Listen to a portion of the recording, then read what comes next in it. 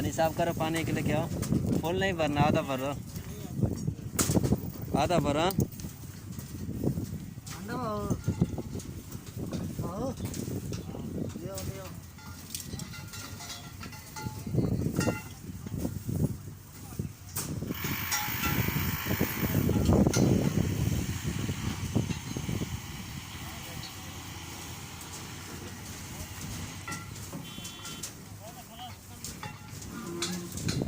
पकड़ के रखो।